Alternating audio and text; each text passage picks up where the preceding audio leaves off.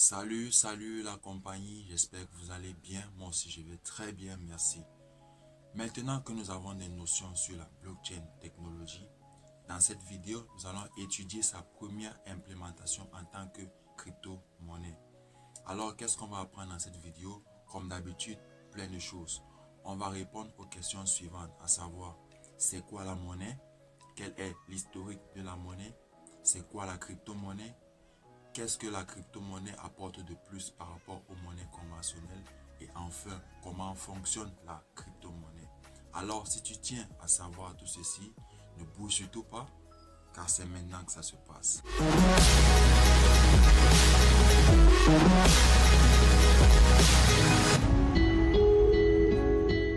Avant d'entrer dans le vif du sujet, j'aimerais souhaiter à vous tous qui regardez cette vidéo une bonne et heureuse année 2023. Je souhaite qu'en cette année, vous appreniez plein de choses sur les sujets concernant la blockchain, les crypto-monnaies, le Web3 et consorts. Je serai particulièrement présent pour vous proposer des vidéos ouvrant ces sujets. Parenthèse fermée, et bien, commençons. C'est quoi la monnaie? La monnaie, c'est ce qu'on appelle communément l'argent. C'est un instrument de paiement en vigueur en un lieu et à une époque donnée. Elle est émise par une banque centrale qui est une institution en qui la population fait confiance pour maintenir la stabilité de la monnaie sur la durée. La monnaie existe sous plusieurs formes, à savoir d'un, la monnaie fiduciaire. Encore appelée espèce ou cash, il s'agit des billets de banque et des pièces de monnaie. De deux, la monnaie scripturale. Il s'agit des chèques, des virements, cartes bancaires et autres paiements. Et de trois, la monnaie électronique ou digitale. On peut citer les porte-monnaies électroniques, les cartes prépayées et les crypto-monnaies. Peu importe sa forme, la monnaie est censée remplir trois fonctions différentes, parmi lesquelles, premièrement, moyen d'échange. C'est un moyen de paiement ayant une valeur fiable aux yeux de tous. Par exemple, lorsqu'on se rend dans un café avec 5 $, c'est pour obtenir un produit ayant une même valeur. Deuxièmement, unité de valeur, car elle permet d'établir les prix des biens et des services. Par exemple, avec 500 francs, on sait qu'on peut acheter un stylo qui coûte 100 francs et un cahier de 50 pages qui coûte 400 francs. Et troisièmement, réserve de valeur, car elle permet de transporter de la valeur dans le temps. De nos jours, la monnaie existe indépendamment d'une représentation physique.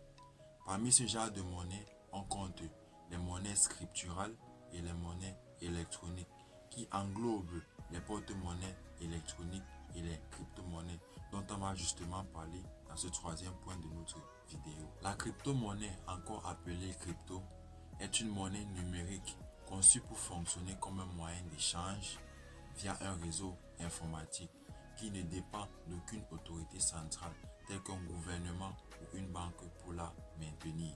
Il s'agit d'un système décentralisé permettant de vérifier que les parties impliquées dans une transaction disposent de l'argent qu'ils prétendent avoir, éliminant ainsi les intermédiaires traditionnels tels que les banques lorsque les fonds sont transférés entre deux entités.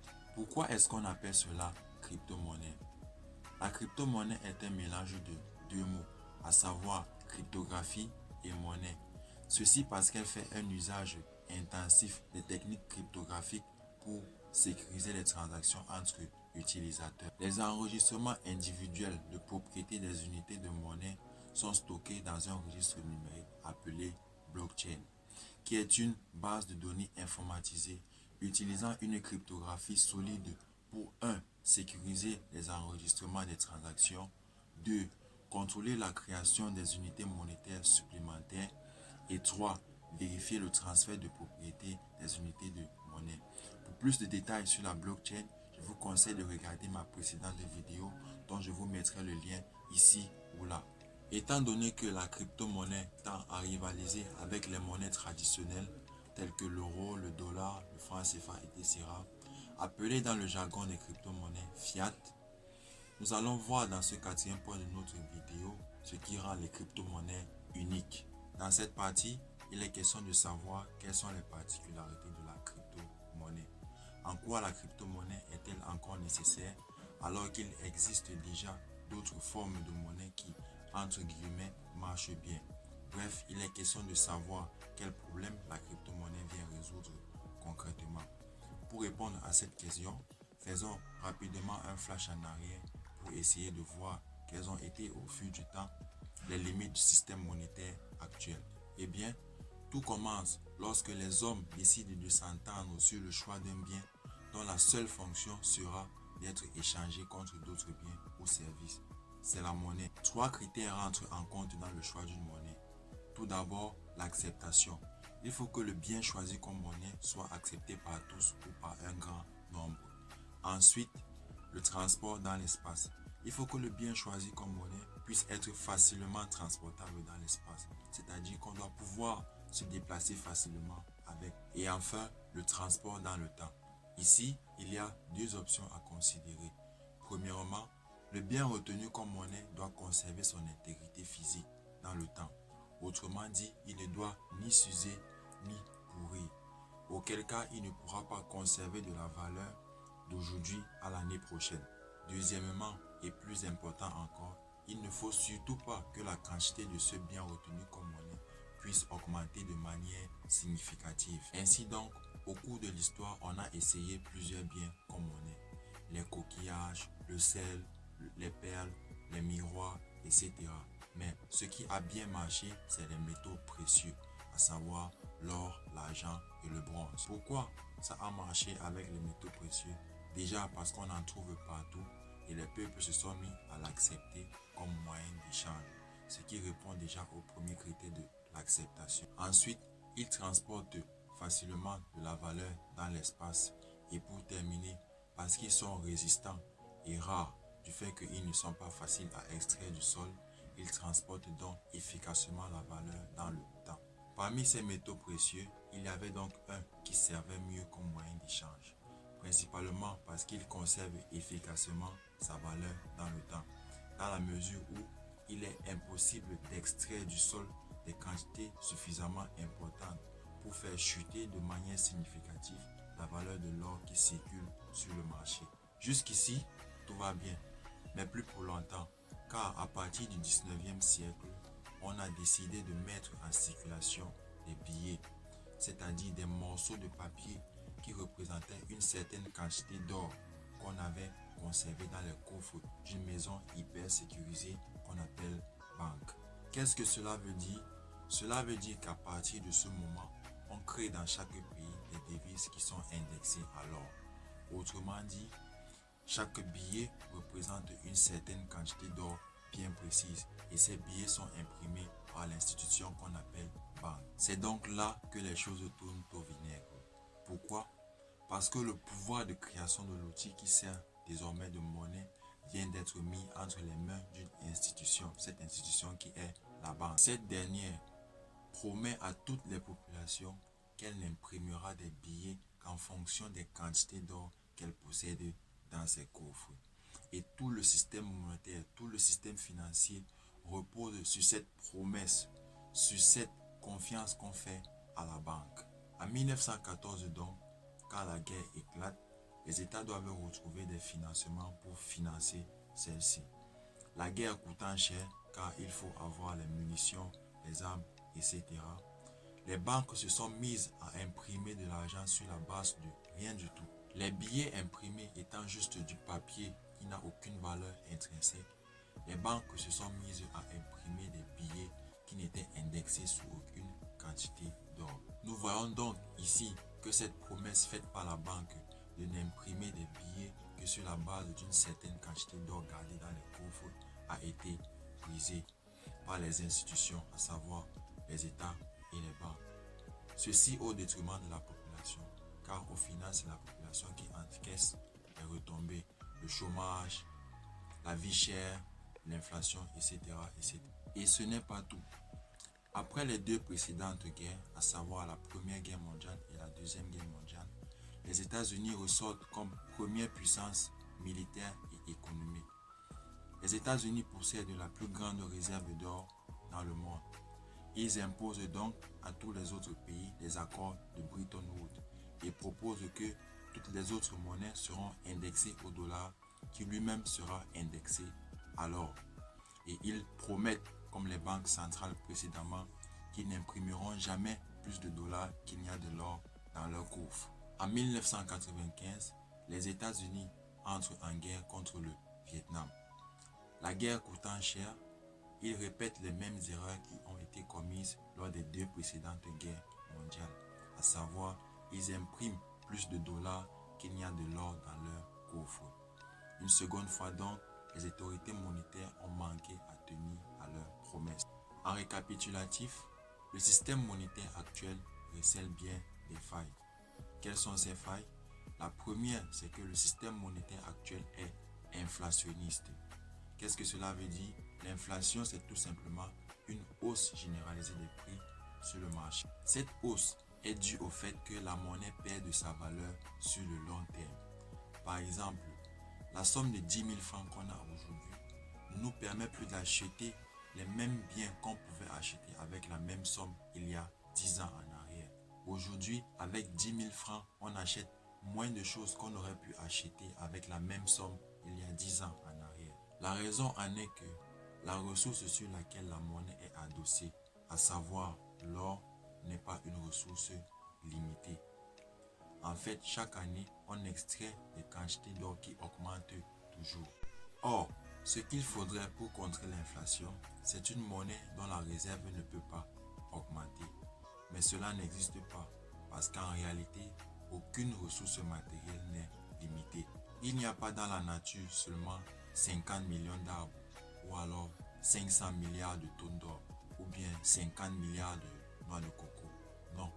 Au contraire, les ressources naturelles augmentent sans cesse. La deuxième faille est que la responsabilité d'émettre ce qui sert de monnaie, à savoir les billets et autres, est confiée au gouvernement ou à une institution centrale qui, comme l'histoire nous l'a démontré, ne respecte pas sa promesse de n'imprimer que des billets en fonction des réserves d'or qu'il y a dans les coffres.